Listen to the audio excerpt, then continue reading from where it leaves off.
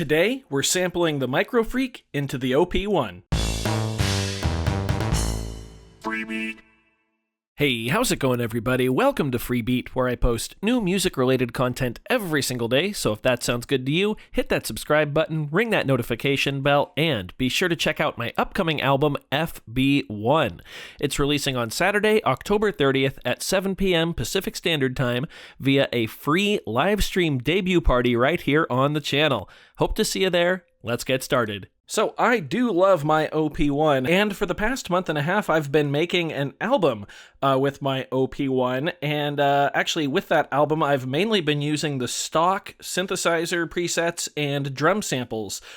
So now that that process is over, I am a little sick of those sounds, and I'm wanting to get some new stuff on here, which is why today we're sampling the Microfreak into the OP-1, and I'm just going to play around with the synth sampler today and see what my options are. So yeah, a bit of a casual one today, but let's go ahead and find some sounds here on the Microfreak that are nice. Let's get a good pad sound. How about these JP strings? All right, I think... There we go. Just got to hit the microphone button there, or the input button.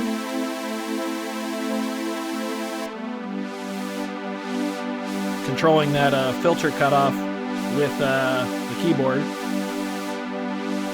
The amount of my finger on the key.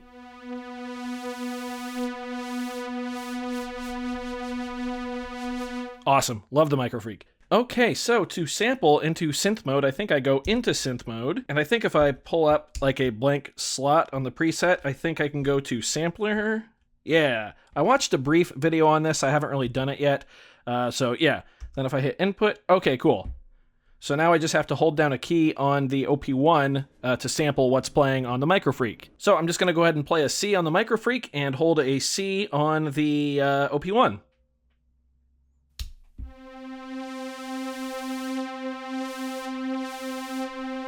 And it doesn't look like I have it loud enough to actually read on the OP-1, so let's go ahead and bring the trigger threshold down, I think? Nope, wrong thing to do. Oh, I see, that's the level of the input. Okay.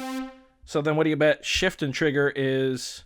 Nope. Huh. So I have to get the level of the trigger input above the threshold there, so... A little more. Oh, white controls the trigger threshold. Okay, cool. That way I don't have to blow everybody's eardrums out. Okay, let's try this again for real.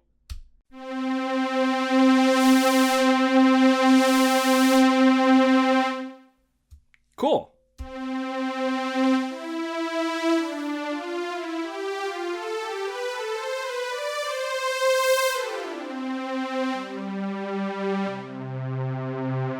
Nice. That was really easy, actually, and there's our waveform right there on the screen.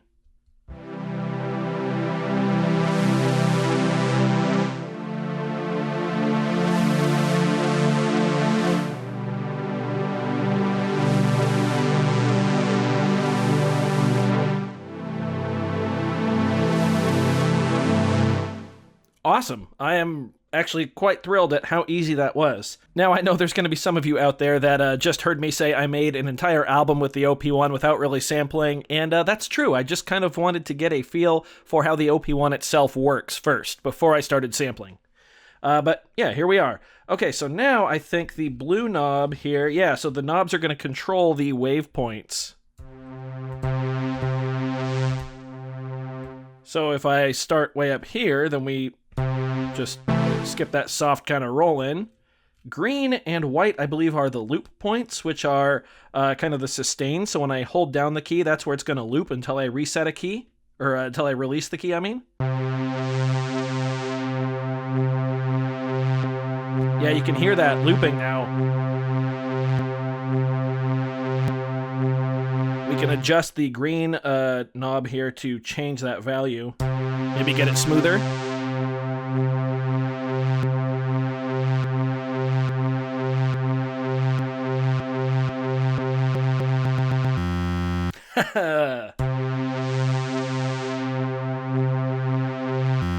Nice, that's not it.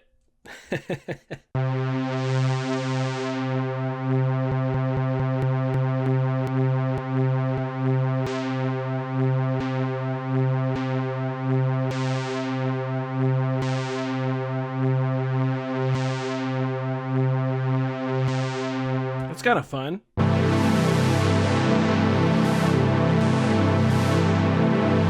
Definitely less noticeable when you play a chord rather than just holding a note. And then, of course, the orange knob here is, yeah, the end of our sample. I see. Okay, cool. And then because we are just in the synth sampler, we still have access to an envelope. So even though we cut the front end of our sample off, which was a nice swell in, we can create one with our envelope.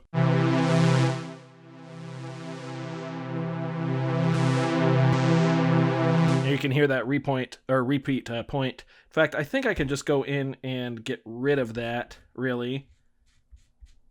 So it just plays the whole sample.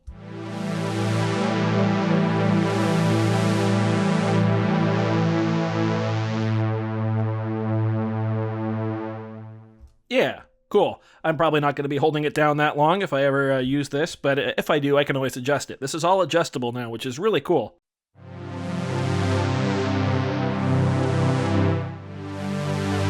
And of course, with our envelope, we also have access to our, of course, other parameters. So we've got our attack, our A, but we still have our decay, sustain, and release, which is nice.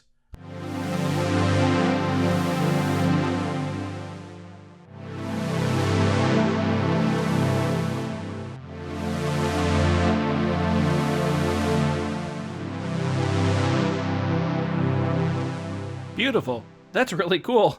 Wow, I'm not used to having this much power in a sampler. Also, I forgot to mention the cable layout. I know some of you like that. We'll start with the Microfreak. This USB cable here is power to the Microfreak, just from the wall. This cable here is headphone out into the audio in of the OP-1. OP-1 is running on batteries. And this cable here is the audio out to my interface to record the audio for this video.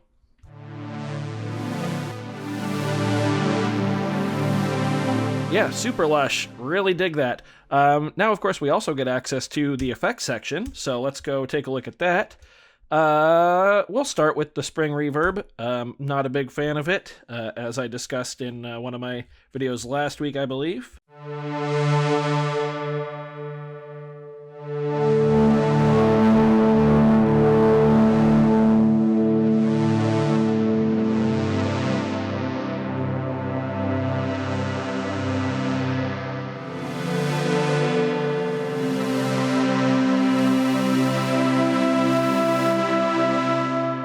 Yep, not great.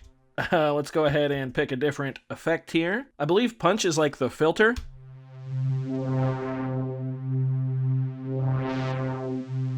Or something similar. Don't really know all the controls.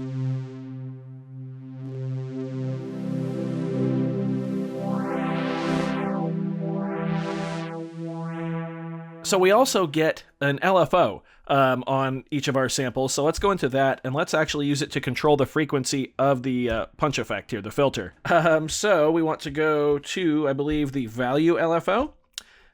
Speed, I'll adjust that in a bit. Amount, I'm going to set to like high, like 86, sure. Now I believe under destination we want effects. Yeah, there we go. And let's go back to the effect. Oh, we can already see the LFO is tweaking the heck out of the frequency knob there. Yeah, that's way too much. Let's bring the speed down, I think.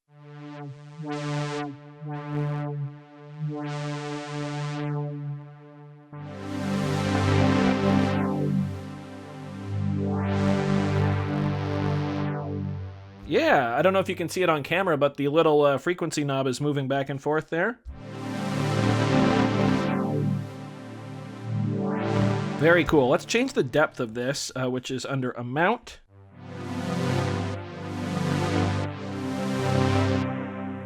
Oh, turn the LFO back on. There we go.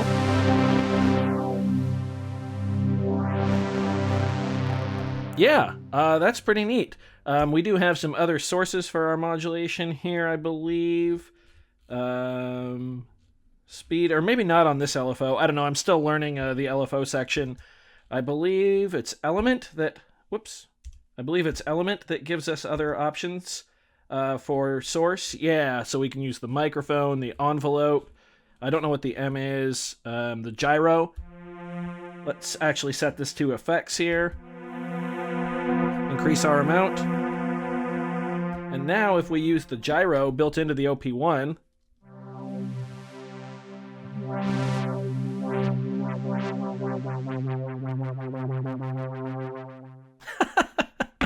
super cool. So there is clearly a heck of a lot of power here, because of course then we can take a sound like this, and we can go into like an arpeggiator. A pad sound is not the best way to showcase an arpeggiator, by the way, so we won't use that one, but you get the idea. We can go into one of our sequencers here. For instance, I could go into, I don't know, endless, and we could go like this. There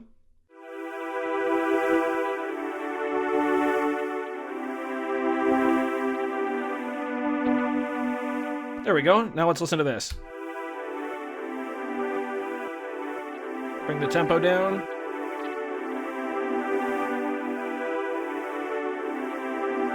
And of course, we can just go in and record that right to tape.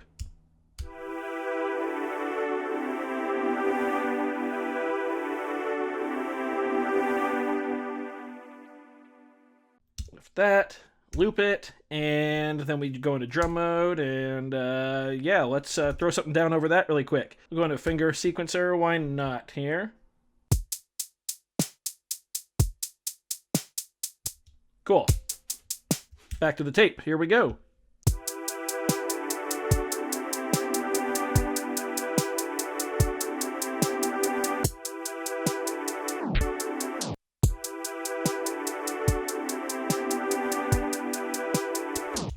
I also just realized I recorded those both on track 1, I think. Whoops, oh well. Let's go to track 4 and go grab a bass.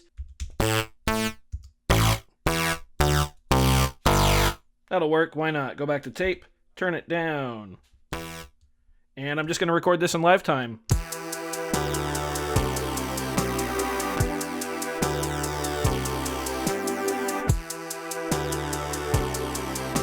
I think I kind of messed up the first note, so here we go. Actually, let's drop the synth an octave and then do it.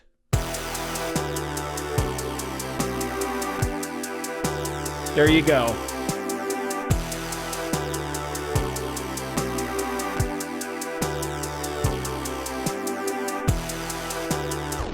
And that all stemmed from me, of course, sampling.